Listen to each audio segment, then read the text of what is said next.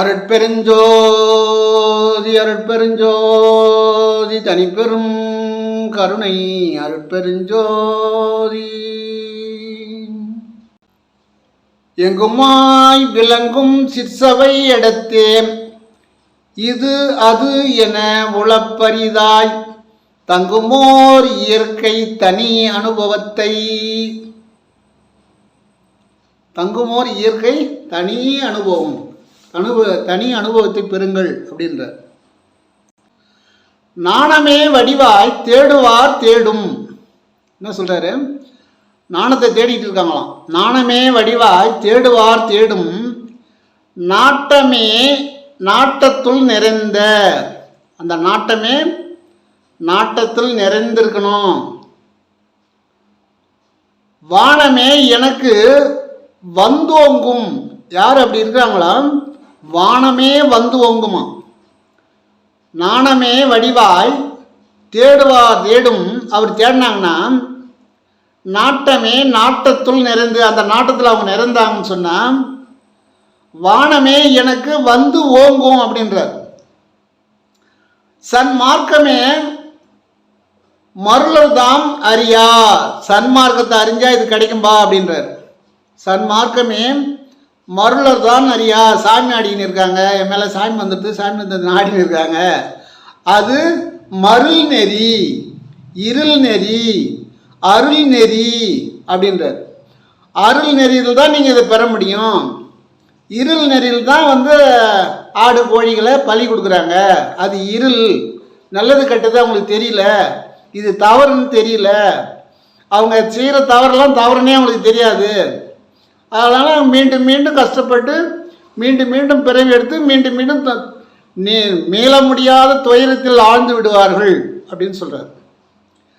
அப்போ அதை விட்டு அடுத்து வந்தால் மருள் ஆடி பேசிகிட்டு இருப்பாங்க.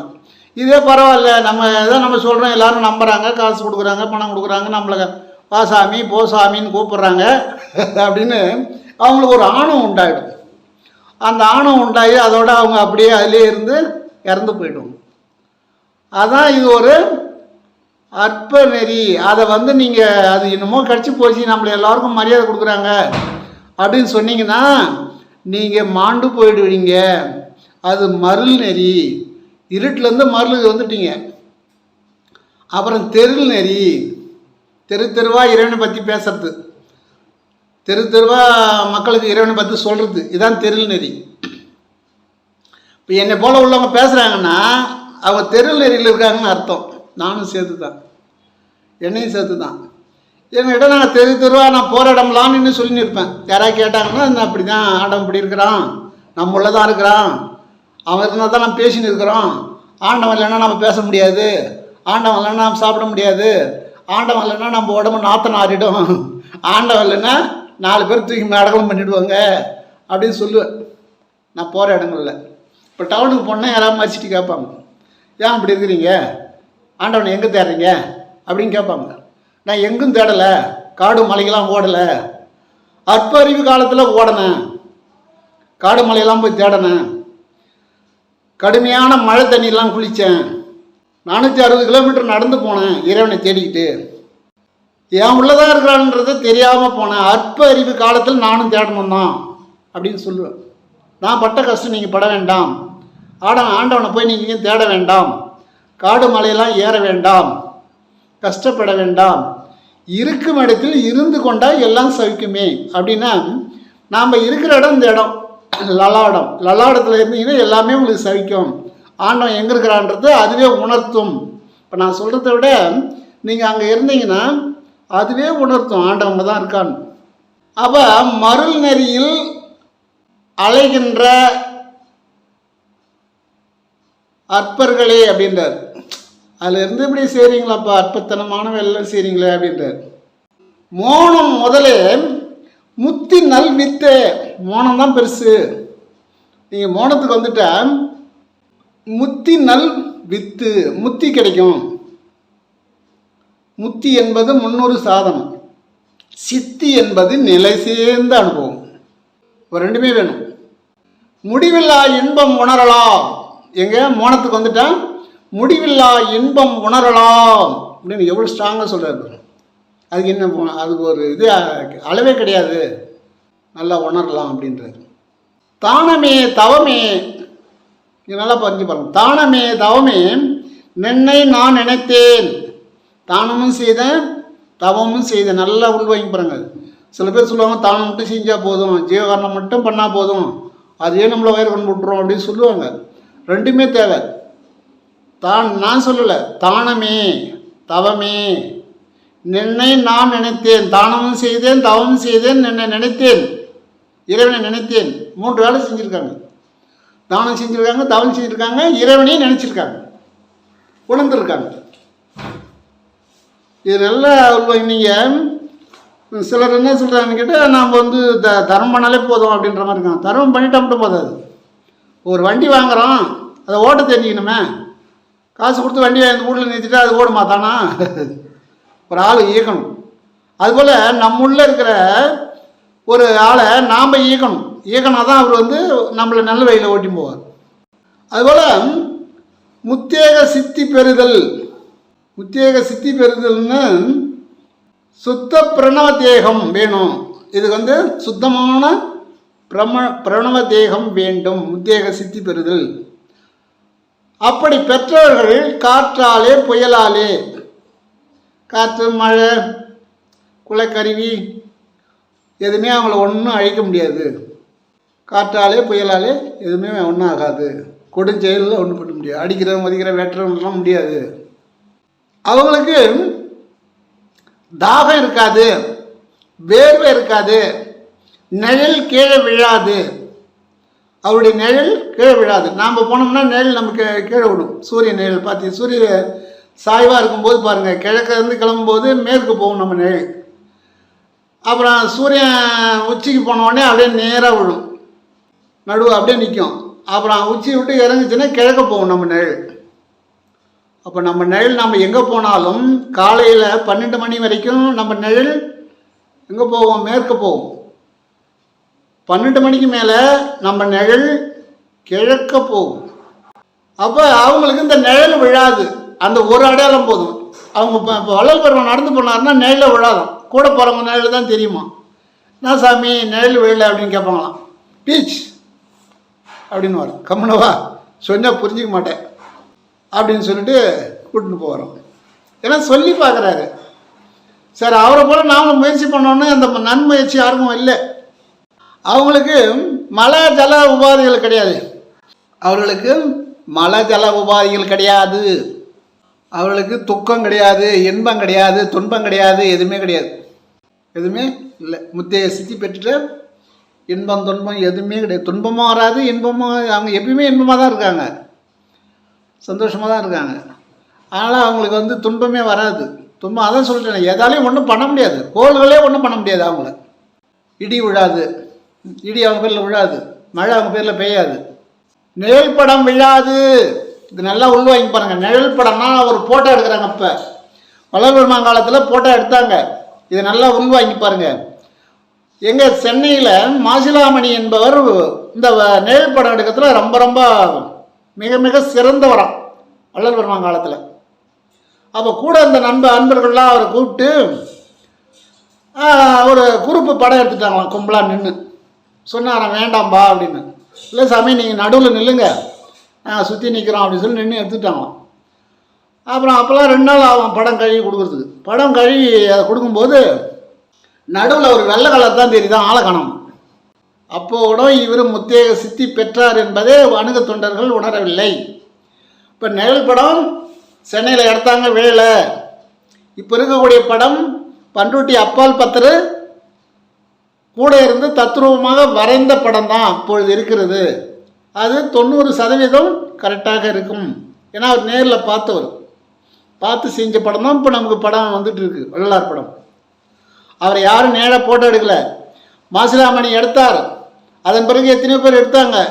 அங்கே நிழல் விழலை, அந்த நிழலே கிடையாது அங்கே. ஏன்னு கேட்டால் சுத்த பிரணவ தேகம், ஞான தேகம், முத்தேகமும் எடுத்துட்டார். சூட்சம் உடம்புலேருந்து எப்படி விழும்? தோலை உடம்பாக தானே விழும்.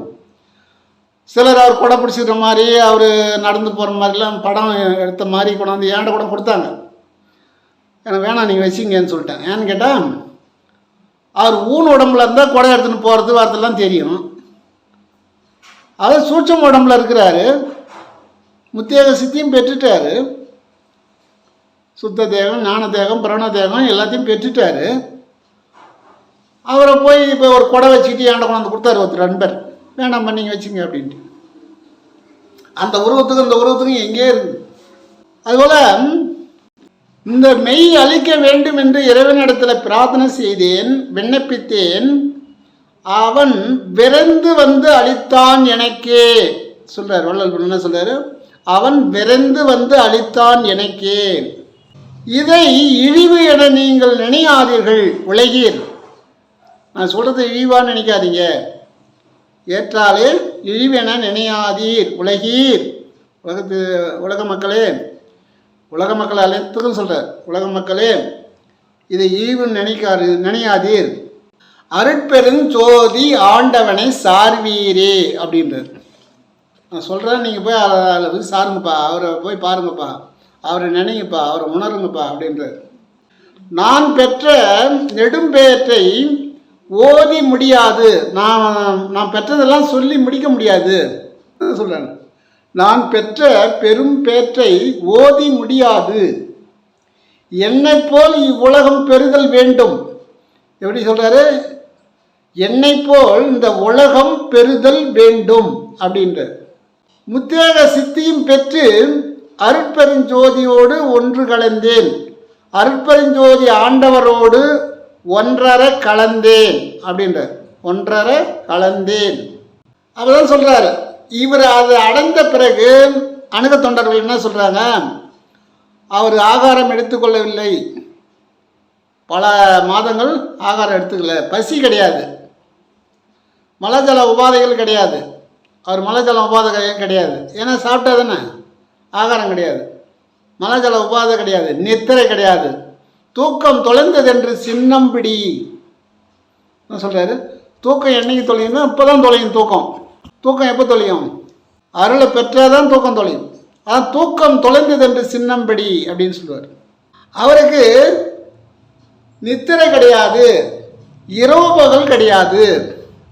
அதான் சொல்லுவார், ராப்பகல் லாவிடத்தில் வெண்ணிலாவேன், அங்கே நானும் வர வேண்டுகிறேன் வெண்ணிலாவே அப்படின்வார். இப்போ நிலவில் போய் பார்த்தீங்கன்னா இரவும் கிடையாது, பகலும் கிடையாது, எப்பயும் பகலாக தான் இருக்கும். பூமியில் மட்டும்தான் இரவு பகல். ஆனால் நிலவு போயிட்டா இரவு பகல் கிடையாது. அதான் ராப்பகல் இல்லாத இடம். அந்த ராப்பகல் இல்லாத இடம் உச்சியில் இருக்கு. அதான் உச்சி சடை இருக்க, உள்ளங்கையில் வேல் இருக்க, நெத்தியிலே நீர் இருக்க, நிலை கடந்து வாடுவதேன் அப்படின்னு.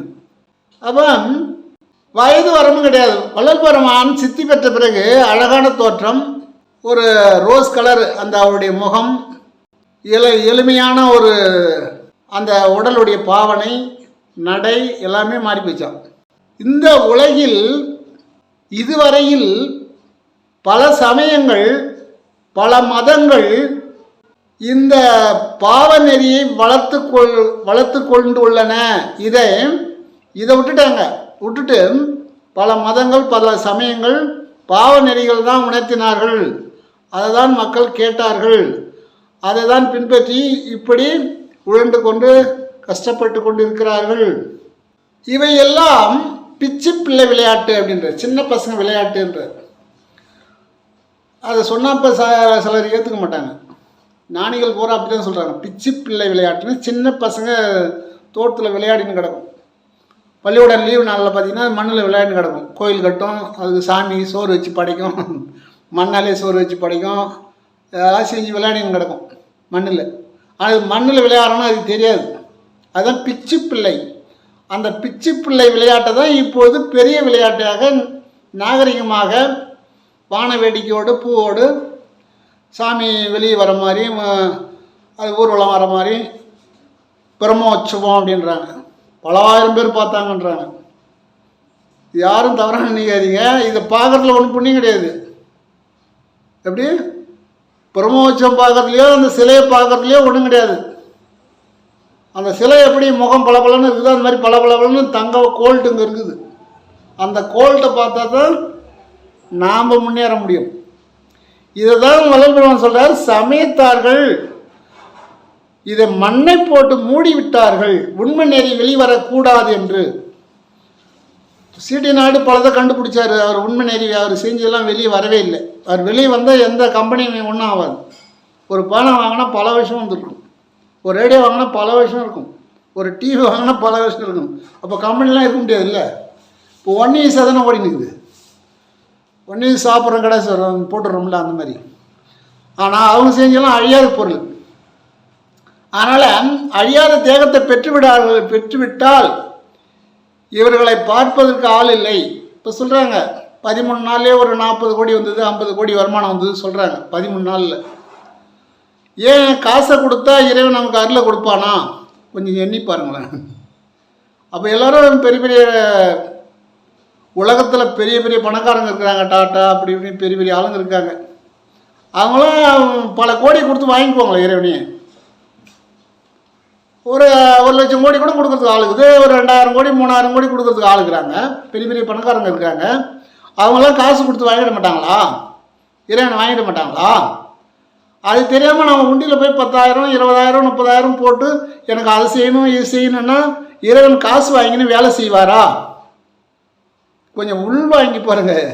எனக்காக நான் சொல்லலை, யாராவது மெச்சிக்கோங்கன்னு சொல்லலை, என் மனசில் பட்டது சொல்கிறேன். இது நல்லா உள் வாங்கி பாருங்க. காசை கொடுத்தா அருளை பெற முடியுமா? ஆண்டவன்கிட்டனா தருவ பண்ணுறோம், நான் இவ்வளோ கொடுக்குறேன் எனக்கு இது செஞ்சிரு. இந்த மாடு வாங்குறவங்க ஒரு துணி போட்டுக்குவாங்க, கையில் ஒரு துணி இப்படி போட்டுக்கிட்டு அந்த விரலை பிடிச்சி சொல்லுவாங்க, இதை நீ எடுத்துக்க, இதை எனக்கு கொடுத்துரு, இதை மாட்டுக்காரன்கிட்ட கொடுத்துருவோம் அப்படின்னு. அவங்க அந்த துணி மரவில் இப்படி துணியை வச்சுக்கிட்டு இந்த விரல்லே பாஷை பேசுவாங்க. இது அவன்கிட்ட கொடுத்துருவான், இதை நீ எடுத்துக்க, இதை நான் எடுத்துக்கிறேன் அப்படின்னு. அது பேர் தரவுன்னு பேர். ஆடு மாடு வாங்குறவங்க அப்படி செய்வாங்க. ஏன்னா அந்த ஆடு மாடு விற்கிறவங்களுக்கு தெரியாமல் அவங்க இப்போ உள்ள அந்த துணி உள்ள பேசிக்குவாங்க பாஷையில். அதுபோல் இறைவன் இடத்துல தரவு பேச முடியுமா? காசு கொடுத்தா வாங்குவானா? பசி கிடையாது, மலை ஜல உபாதை கிடையாது, சாப்பாடு வேண்டாம். இதெல்லாம் தெரிஞ்சுக்கிட்ட பிறகு அங்கே சாப்பாடு வச்சு படைக்கலாமா? சில அன்பர்கள் வள்ளல் பெருமானுக்கே சோறு வச்சு படைக்கிறாங்க, பார்த்தேன் நான். சரி, ஒரு ஊருக்கு போனேன், அப்படி செஞ்சாங்க. சரி, அவங்ககிட்ட எதுக்கு நம்ம வாதம் பேசணும் வந்துட்டு நான் சொன்னால் அவங்க கேட்க மாட்டாங்க. ஏன் அது அப்படியே ஒன்று கேட்கல நான். அப்போ அவர் தான் பசி கிடையாது, மலைஜல உபாதை கிடையாது, அந்த ஞானத்தை பெற்றுட்டார். அப்படி இருக்கும்போது அவர் போய் மீண்டும் நம்ம சோறு வச்சு படைச்சா சாப்பிடுவாரா? அதான் நடமாடும் ஜீவனுக்கு படையல் போட. ஐயோ பசி பசின்னு ஓடியாரானா, அவனை கூட்டு சாப்பாடு போடு. அங்கே உள்ளே இருக்கிற இறைவனுக்கு ஆராதனை பண்ணு, அவன் உள்ளே இருக்கிற ஆண்டவனை ஆராதனை பண்ணு. அவனுக்கு ஆராதனை பண்ணல, உள்ளே இருக்கிற ஆண்டவனுக்கு. பசியோடு சொல்லுவான் சாப்பிட்டு, எப்பா மகராசன் நல்லா இருறா, எம்மா பசி தெரியுமா அப்படின்னுவான். இதுதான் பல கோடி கொடுத்தாலும் எந்த வரத்தை வாங்க முடியாது. அதுதான் அற்றார் அழிபேசி தீர்த்தல்னார் யார்? வள்ளுவ பெருந்தகை. வள்ளல் பெருமான் முன்னாடியே சொல்லிட்டார், பசி தீர்க்கிறவங்களுக்கு புண்ணியம் கிடைக்கும். வள்ளல் பெருமான் பசியை தீர்த்ததுனால தான் இன்றைக்கி உலகெங்கும் அவருடைய புகழ் பரவி கொண்டு இருக்குது. அற்றார் அழிபேசியை தீர்த்ததுனால்தான் உலகெங்கும் இன்றைக்கி அவர் புகழ் பரவியது. ஏன்னா இறந்தவரைகளை எழுப்பிய போதும் இந்த சமய குறவர்கள் 3 பேருடைய புகழ் எங்கும் பரவலை, அப்படியே கம்மியாக தான் இருக்குது. வள்ளல் பெருமான் அளவுக்கு பரவலை. ஏன்னு கேட்டால் அவங்க ஒரு தர்மசாலையை உண்டாக்கி இருந்தால் கண்டிப்பாக அவங்க வள்ளல் பெருமான் முன்னாடியே பேர் எடுத்துகிட்டு இருப்பாங்க அவங்க. ஏன்னா அங்கே போய் சாப்பிட்டு இளைப்பாடுறவங்க தான் சொல்லுவாங்க, இது போல் செஞ்சார், முத்திய சித்தியும் இவர் அடைஞ்சார் அப்படின்னு சொல்லுவாங்க. அதுபோல் அதான் இவர் சொல்கிறார், மனந்தாங்காமல், என்னை போல் இந்த உலகம் பெறுதல் வேண்டும் அப்படின்ற. உலகில் இதுவரையில் பல சமயங்கள் பல மதங்கள் என்னும் பாவநெறி வளர்ந்து உள்ளது. பல சமயம் மதம் சொல்லி பாவநெறி வளர்ந்துள்ளது. இவையெல்லாம் பிச்சி பிள்ளை விளையாட்டு, சின்ன பசங்க விளையாடுற மாதிரி இது விளையாட்டு என்று இதை உணராமல் மக்கள் அதில் ஈடுபட்டு போர் செய்து சண்டை, இந்த கோயிலுக்கும் அந்த கோயிலுக்கும், இந்த கோயிலு சண்டை, என் கோயில் உன் கோயிலுன்னு சண்டை நடக்குது. போர் நடக்குது, உயிர் இழப்பு உண்டாகுது அப்படின்னு சொல்கிறாரு. இது தேவையா? எங்கும் நிறைந்துள்ள எங்கும் உள்ள ஈசனார் எம் உடம்பில் புகுந்த போது பங்கு கூறு போடுவார் பாடு சென்ற உலகில் இருந்தார். நம்ம உடம்புல தான் இருக்கிற, ஏன் எங்கே போய் பங்கு போட்டுக்கிற, ஏன் போர் பண்ணுற, ஏன் வந்து பங்கு கேட்டுனுக்கிற அப்படின்னு சொல்கிறார்.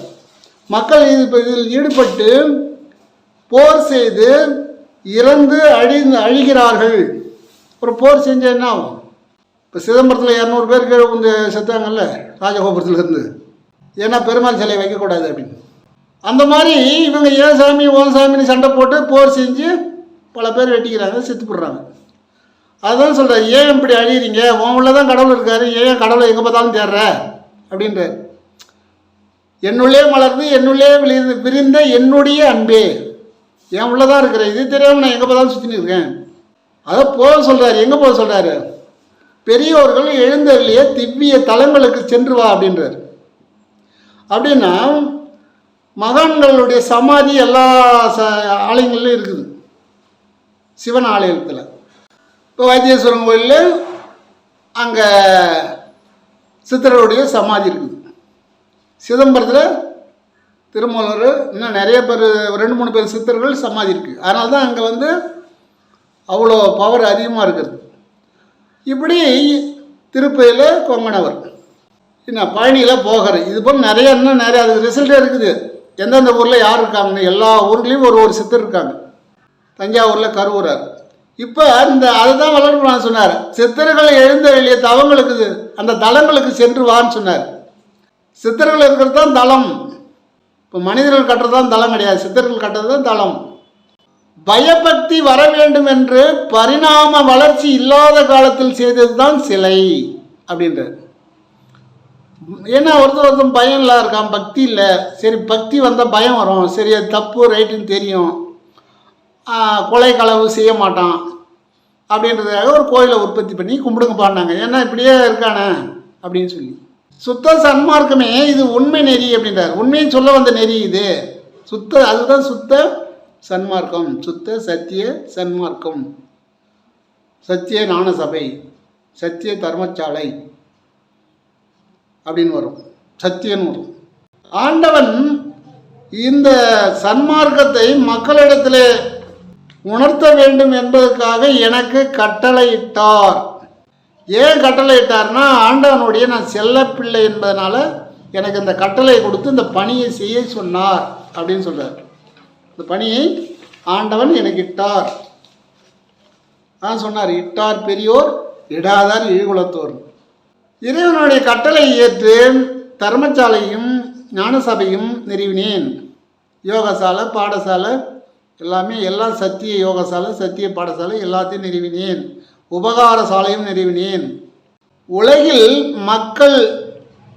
உலக மக்கள் சன்மார்க்கத்தை நிலைநாட்டினால் உலகில் சித்தி பெறும் இடம் சித்தி வளாகம். இந்த சன்மார்க்கத்துக்கு வந்துட்டீங்கன்னா நீங்கள் சித்தி பெறக்கூடிய இடம் சித்தி வளாகம் அப்படின்றார். அதுதான் நான் அந்த பேரை நான் சூட்டினேன், சித்தி வளாகம். சித்தி பெறக்கூடிய இடம் மேட்டுக்குப்பம் சித்தி வளாகம் அப்படின்னு சொல்கிறார். அதுதான் நான் அந்த பேரை நான் சூட்டினேன், நீங்கள் சித்தி பெறும் இடம் அது அப்படின்னு.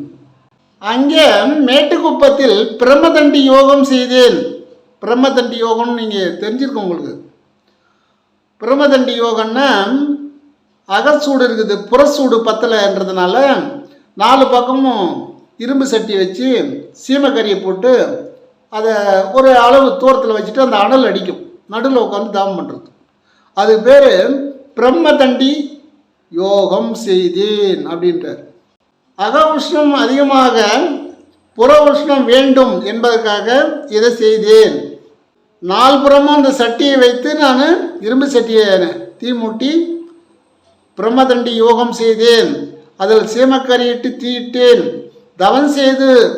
தவம் செய்து கொண்டு இருக்க பொழுது சபாபதி சிவாச்சியார் குருக்கள் திடீரென உள்ளே வந்து தீச்சட்டியில் கால்பட்டு அவர் கால் மீது தீ விழுந்து நெருப்பு விழுந்து அந்த நெருப்பு அவருடைய கால் புண்ணாச்சு. அது என் மீதும் விழுந்தது. எனக்கு புண்ணாகலை அப்படின்னு சொல்கிறார். அவருக்கு புண்ணாகலையா, அவர் மீது விழுந்துதான். அருவம் என்பதை இறைவன் உணர்த்தினான். அருவத்தில் வந்து நெருப்பு வந்தால் என்ன பண்ணும்? ஏதோ பொருள் இருந்தால் பிடிக்கும், சதை இருந்தால் தானே அது கொப்பளம் உண்டாகும், காயம் உண்டாகும். அவர் சதை உடம்போடு இருந்தார், தூள உடம்பு. அவர் காலில் உடனே கொப்பளம் உண்டாகி போச்சு. இவர் பேரில் பட்டது கொப்பளமே காணோம், ஒன்றுமே காணோம். அப்பயாவது அந்த சபாபதி குருக்கள் உணர்ந்திருக்க வேண்டும். என்ன காரணம்? நம்ம காலில் இவ்வளோ பெரிய கொப்பளம் வந்துடுது, அவர் காலில் ரொம்ப கொப்பளம் கூட வரலையே. நெருப்பு தழும்பே அங்கே இல்லையே, தழும்பே இருக்காதான் அவருடைய உடம்புல, இளபெருமானுடைய உடம்புல தழும்பு இருக்காதான். அப்போ சொல்கிறார், இதை இறைவன் எனக்கு உணர்த்தினான், நீ முத்தியக சித்தியும் பெற்றதுக்கு அடையாளம். ஏன்னா நெருப்பால் எதுவும் வராது, தீங்கு வராது, இல்லை காற்றால் வராது, நெருப்பால் வராது, நீரால் வராது, எதுவுமே வராது. அப்போ நெருப்பட்டது வெளில, பதம் தெரிஞ்சு போச்சு. இல்லை, என்னுடைய அறிவு அண்ட அண்டங்களுக்கும் மேல் உள்ளது. எப்படி சொல்கிறார் பாருங்க வள்ளல் பெருமான். என்னுடைய அறிவு அண்ட அண்டங்களுக்கும் மேல் உள்ளது. அண்ட அண்டங்களுக்கும் போயிடுச்சு. தேவர் மோர்லாம் பார்க்கலாம், அவங்களுக்கு அந்த பக்கம் ஓடி போச்சு அப்படின்றாரு. அண்ட அண்டங்களுக்கு அப்பால் பரவி விட்டது. அதான் இப்போ நீங்கள் வெளிநாட்டிலேருந்து வெளிநாட்டு மக்கள் தான் நல்லாவே சன்மார்க்கத்தை வளர்க்குறாங்க. இது உலகெங்கும் பரவும். அடுத்த வரையில் சொல்கிறார், இது உலகெங்கும் பரவும்னா பரவிடுச்சு. இப்போ உலகத்துலேருந்து நிறையா வெளிநாட்டவரெலாம் வராங்க.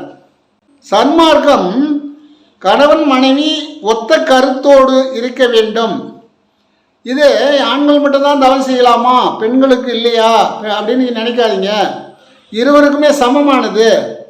அப்போ நீங்கள் இருவருமே ஒரே கருத்தாக, ஒத்த கருத்தாக, அவர் சொல்கிறத நீ செய்யணும், நீ சொல்கிறத அவர் செய்யணும். இப்போ உங்கள் கருத்தை ஏற்றுக்கொண்டு சன்மார்க்கத்தில் கணவன் மனைவி இரு கருத்தாக இருக்கக்கூடாது. ஒரே ஒத்த கருத்து உள்ளவங்கள் மட்டும் சன்மார்க்கத்தில் ஈடுபட வேண்டும் அப்படின்றார். ஏன்னா நாம் போவோம், நாம் ஒரு சொல்லுவோம், அவங்க எல்லாம் சரி வராது, இதனால் முடியாது சொல்லிட்டு அவங்க எப்பயும் புற இனத்தாராக இருப்பாங்க. அது அதிகமாக சொல்லக்கூடாது, புற இனத்தாராக இருப்பாங்க. நாம் மட்டும் அக இனத்தாராக எப்படி இருக்க முடியும்? இருக்கலாம். இதனால் ஒரே இடத்துல உப்பும் பாலும் ஒன்றா இருக்கிற மாதிரி. அதில் என்ன சொல்கிறாரு, கணவன் மனைவி இருவரும் ஒத்த கருத்து உடையவர்களாக சன்மார்க்கத்தில் திகழ வேண்டும். வெள்ளை சிலை தான் கட்டிக்கணும், வெள்ளை புடவை தான் கட்டிக்கணும், நகைலாம் போடக்கூடாது அப்படின்லாம் ஒன்றும் கிடையாது. நீங்கள் எப்போ இருக்கிற மாதிரி இருங்க. மேலே இருக்கிற கலர் எப்படி இருந்தாலும் பரவாயில்ல, உள்ளே இருக்கிற கலர் வெள்ளையாக இருந்தால் போதும், அகத்தில் இருக்கிற கலர் வெண்மையாக இருந்தால் போதும். மேலே மட்டும் வெண்மையாக இருந்துட்டு உள்ளே எப்படி இருக்குதுன்னு சொல்ல முடியாது. உள்ளே துருசு படிஞ்சு போயிருக்காது, இருக்கும். அப்படி வேண்டாம். பெண்கள் எப்பயுமே நீங்கள் எந்த ஆடையில் இருக்கீங்க அந்த ஆடையிலே இருங்க, அதுக்கு சம்மந்தம் இல்லை. புலால் மட்டும்தான் இதுக்கு மறுக்கப்படுதே தவிர மற்றது உங்களுக்கு எதுவும் கிடையாது. அதை மறுத்துட்டீங்கன்னு சொன்னால் உங்களுக்கு சுத்தமான தேகம் உண்டாயிடும். அப்புறம் உங்களுக்கு ஒத்த கருத்து உடையவர்களாக இருப்பீர்கள். ஏன்னா நான் ஒரு இடத்துக்கு போயிட்டு ஒரு சபைக்கு போனேன். அங்கே என்ன சொன்னாங்க, கணவன் மனைவி இருவருமே வரணும் அப்படின்னு சொன்னாங்க. நான் சொன்னேன், இல்லைங்க அவங்க எங்கள் சன்மார்க்கம் தான் இருக்காங்க. அப்படிலாம் கிடையாது. ஒரு தவம் பண்ணணும், நீங்கள் தீட்சை வாங்கணும்னா கணவன் மனைவி இருவரும் வர வேண்டும். அப்படி தனித்தனியாக வந்தால் கொடுக்க மாட்டேன்ட்டாங்க.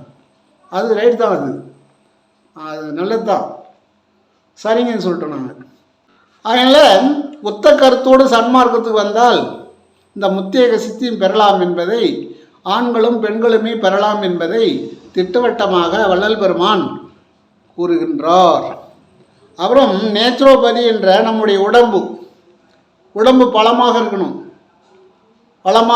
அப்படின்றதுக்காக உடல் பலம் பெற சூரியகாந்தி விதை, வெண்ட விதை, வெள்ளரி விதை, பூசணி விதை, இதை 4ஐயும் தனித்தனியாக வறுக்கணும், சுத்தம் பண்ணி வறுக்கணும். லேசாக நெய் விட்டு வறுத்து தனித்தனியாக அரைச்சி ஒன்றா சேர்ந்து கலக்கணும். அது பிறகு 1/4 கிலோ பனங்கல்கண்டு சுத்தம் பண்ணி அதை அரைச்சி பொடியாக்கி இதனோட சேர்த்து கிளறணும். கிளறி அதை என்ன பண்ணணும், ஒரு கண்ணாடி பட்டலை வச்சுட்டு காலை மாலை கணவன் மனைவி 2 ஸ்பூன் சாப்பிடலாம். ஏன்னு கேட்டால் அவங்க உடம்புல அனைத்து சத்து இருக்கணும். அனைத்து சத்து இருந்தால் தான், ஏன்னா ஒரு சத்து குறைஞ்சாலும் உடம்பு இதாகிடும். சொல்கிறாங்களே வைட்டமின் டி, பி, ஏ, சி அப்படின்னு சொல்கிறாங்களே, அந்த சத்து இந்த சத்துன்னு 6 சத்து சொல்கிறாங்க. அதனால் 4 பொருளை சாப்பிடும்போது உங்களுக்கு உடம்புல மிதமான சத்து இருக்கணும் அப்படின்னு சொல்கிறார். ஆண் பெண் இரவு இதை சாப்பிட்ட பிறகு இரவு பசும்பாலில் 2 பல்லு பூண்டு தட்டி போட்டு அதை காய்ச்சி அதில் நாட்டு சர்க்கரை சேர்த்து சாப்பிட வேண்டும். இப்படி சாப்பிடும்போது அவங்க உடல் பலம் பெறும். அதனால் உடல் பலத்துக்கும் சொல்கிறார், நம்ம வாழ்க்கைக்கும் சொல்கிறார். நாம் சித்தி பெறணும்னாலும் அதுக்கும் வழி சொல்கிறார். பெற முடியாது என்று அவநம்பிக்கையில் இருக்காதீர்கள் என்று சொல்லி எனக்கு தெரிந்தவற்றை தங்களுக்கு தெரிவிக்கின்றேன். நம்மவர்களே, நல்லவை மட்டும் எடுத்துக்கொள்ளுங்கள். நம்மவரே நான் தான் உரைக்கின்றேன். அருட்பெருஞ்சோதி அருட்பெருஞ்சோதி தனிப்பெரும் கருணை அருட்பெருஞ்சோதி.